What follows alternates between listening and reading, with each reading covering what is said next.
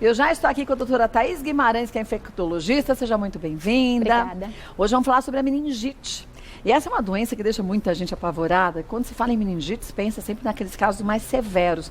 Mas acho que poucas são as pessoas que sabem o que é a meningite, né? O que acontece com o corpo da gente, né, doutora Thaís? Então, a meningite é uma infecção do sistema nervoso central, mas ela pode ser causada por vários micro-organismos. Então, tem as meningites mais leves, que são as causadas por vírus, e as mais graves, que são as causadas por bactérias.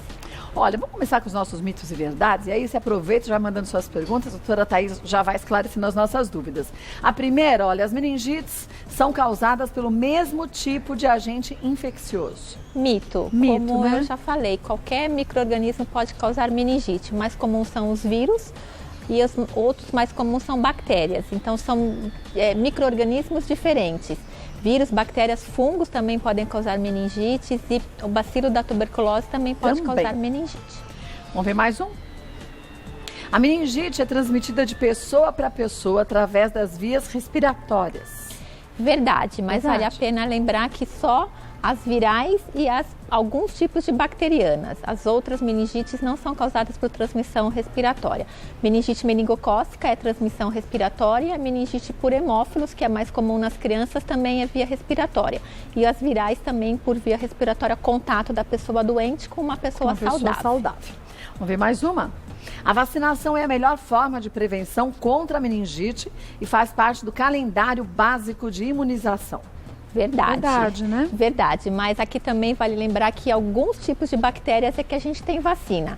Então, a que faz parte do calendário básico de imunização é a vacina contra hemófilos influenza tipo B, que é um tipo de meningite em crianças, principalmente na faixa etária até 5 anos, e que, graças a Deus, com a incorporação dessa vacina no calendário, ela sumiu, desapareceu.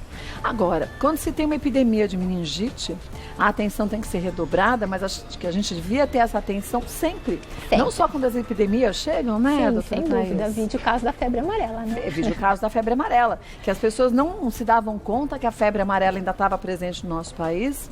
Sabe-se Deus por que a epidemia chegou e agora todo mundo corre em busca da vacina, Exatamente. né? A vacina tem que ser sempre feita antes, porque ela é prevenção, né? Para que a pessoa não adoeça daquele tipo de doença. Aqueles calendários de vacina que, quando a gente é criança, a mãe, o pai ficam ali de olho, a gente tem que fazer isso quando você é adulto também. Existem vacinas que a gente deve tomar na fase adulta, né? Isso. Quando a gente é criança, a mãe leva. Então é fácil porque a gente completa o calendário. Depois do adulto, a mãe não leva e a gente acaba esquecendo de vacinas importantes. A dupla adulto contra difteria e tétano, a vacina contra pneumococo para os idosos e a vacina de gripe também nas populações. E quando vai viajar para algumas áreas, ou no mundo, ou até mesmo dentro do próprio país, também tem que perguntar sobre vacinação, necessidade dessa vacinação. Sim, necessidade de vacinação para os viajantes. Então, determinados lugares que são exigidos e que é importante estar vacinado. Vamos ver mais uma? As crianças são menos suscetíveis à meningite do que os adultos. Não, na verdade não. Né? Qualquer faixa etária a pessoa pode ter meningite. É que determinados agentes causadores de meningite são mais prevalentes nas crianças. Então, hemófilos é mais prevalente na criança, mas a meningite meningocócica, que é a mais grave, qualquer pessoa pode ter. Adulto, criança, idoso, qualquer faixa etária. Bom, volta e a gente tem mais mitos e verdades e tem muitas perguntas.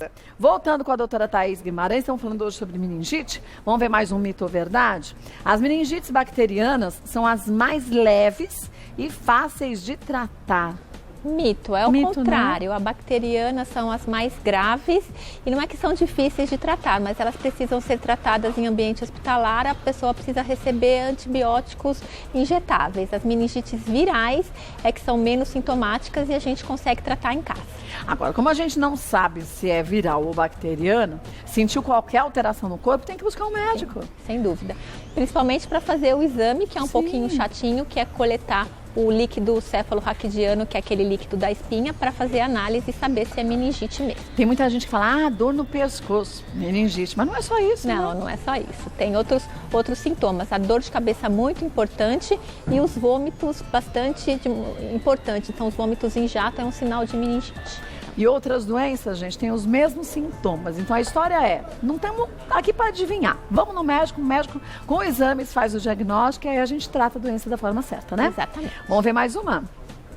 Os primeiros sinais de meningite, quando manifestados, são facilmente confundidos, olha, com os sintomas típicos da gripe. Foi o que a gente disse, né? Sim, começa com quadro de febre, uma dor de cabeça de leve intensidade, que não melhora com o uso de analgésico comum, a dor de cabeça se torna intensa, mas o vômito é uma coisa muito importante que chama atenção na meningite, além da rigidez de nuca, que é a dificuldade de movimentação.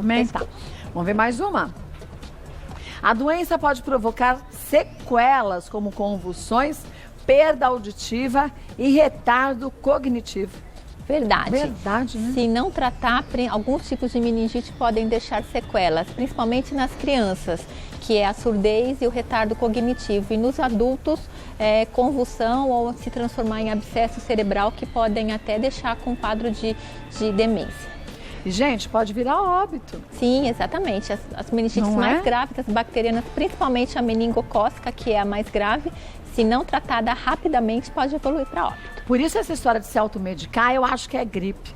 Vai no médico. Sei que às vezes a gente tem uma preguiça, né? Fala assim, eu tive isso outro dia, a mesma coisa. O sintoma pode ser parecido. E não vamos esquecer que cada um tem um limite de intensidade de dor. Sim. Então a gente pode estar com a mesma doença. Você corre porque a sua intensidade de dor é maior. A minha é menor, eu fico lá achando que não estou tão ruim assim, né? É verdade. Às vezes pode ser tarde demais. Então o importante é procurar o atendimento. Vamos para as dúvidas que surgiram. Vamos ver a primeira de quem é. Maria Isabel. Quem cuida de alguém com meningite pode ficar doente? Nesse caso, o que fazer para não contrair a doença? Se a pessoa que estiver doente tiver uma meningite bacteriana por meningococo ou por hemófilos, ela pode pegar a doença se ela estiver cuidando da pessoa doente. Então, quando a gente diagnostica esses casos, a gente faz uma profilaxia nas pessoas que moram na mesma casa. Na família, que é dar um remédio para que a pessoa não contraia. Mas como a transmissão é respiratória, o que a gente orienta para não ficar muito perto do doente, principalmente da via respiratória do paciente. E por isso, como você disse, que muitas vezes precisa-se de uma internação, Uma internação e 24 horas em um quarto único, privativo, para que não transmita para os profissionais de saúde nem para os outros pacientes. Vamos ver mais uma. Isadora, é possível contrair meningite pela relação sexual? Não, não pode, é só transmissão respiratória. Relação sexual, a gente pega a doença sexualmente transmissível, que não é o caso da meningite. Vamos ver mais uma. Carla, não tomei a vacina contra meningite quando era criança. Ainda posso tomar? Tenho 32 anos. Tem vários tipos de vacinas contra a meningite. A vacina contra a meningite por hemófilos é para criança 2, 4 a 6 meses. Passou de 5 anos de idade, não precisa mais tomar. A vacina contra a meningite meningocócica pode ser dada em qualquer faixa etária. Então essa vale a pena tomar, só que só é dada em clínicas privadas. E a vacina contra pneumocócica, que previne contra a pneumonia, mas contra as formas graves, que uma delas é a meningite, principalmente a partir dos 60 anos, porque os idosos são a faixa etária mais frequente. Tem que conversar com o médico sobre isso, para saber qual que é a importância dessas vacinas e saber se pode e se tem a indicação. Então, Carla, conversa com o seu médico também, né? Sim, sem dúvida. Isso não só sobre meningite, mas sobre vacinação de uma forma geral. De uma forma geral, atualize o calendário, que isso é muito importante. É verdade. Vamos ver mais uma.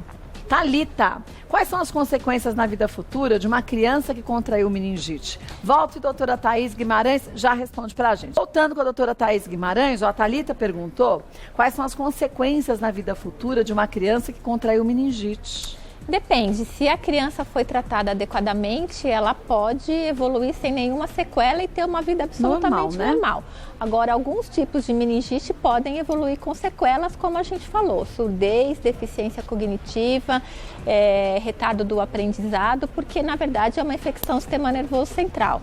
Então depende do tipo e depende da precocidade com qual ela foi tratada. Quer dizer, quanto antes for feito um diagnóstico correto e o tratamento iniciado, menores são as chances de complicações, né? E pode evoluir super bem e não ter sequela nenhuma. Também não é aquele carimbo quando a pessoa é diagnosticada com meningite, hoje não tem com nenhuma doença isso, né? Carimbado que pronto, você vai ter sequelas, vai ter problemas. Não, né? Pelo contrário, a gente já evoluiu bastante, graças a Deus. E a cada ano se evolui muito mais, né? Sem dúvida. Vamos ver mais uma? Última pergunta de hoje, olha, da Neuza. Meu filho tem 7 anos e desde ontem está com febre, dor de cabeça, moleza e diarreia. Dei remédio para gripe, porém não melhorou. Ele corre o risco de estar com meningite? Estou preocupada. Então, primeiro precisa procurar o médico para passar por um exame físico para a gente ver. Febre, dor de cabeça são sintomas de meningite. A diarreia só se for uma meningite viral, que não preocupa tanto. Mas, como eu falei, o sintoma mais importante da meningite é uma febre persistente. Então, até 3 dias de febre pode ser só uma gripe. Passou de 3 dias, persiste com febre, deve levar ao médico, porque a gente precisa investigar outras causas. Se tiver uma dor de cabeça que não melhora com o analgésico comum, também procurar o médico. Agora, é importante, né, Neuza? Pelo menos eu fazia isso com meus filhos, hoje eles são tudo adultos, quando eram pequenos. Tem febrezinha, vai no médico. É a melhor coisa, porque às vezes é uma otite que está começando, é uma garganta que está começando a ficar inflamada, né? Principalmente nas crianças, não né? é? Principalmente nas Quanto crianças. menorzinho, mais atento a gente tem que ficar, porque a gente não consegue falar direito os sintomas, então a gente precisa examinar essa criança para descartar qualquer coisa mais grave. E, gente, nada, mas nada mesmo de automedicação. O que parece ser um remedinho bobinho para resfriadinho, aquele que a gente toma para dor de cabeça também, dependendo do que a gente tem, aquilo pode ser um grande complicador do nosso quadro geral. Então, vá ao médico, converse com ele. Eu também tinha aquela farmacinha cheia de cacareco, joguei tudo fora. Porque depois a gente tem em casa e fala assim, quando eu tive algo similar, eu usei.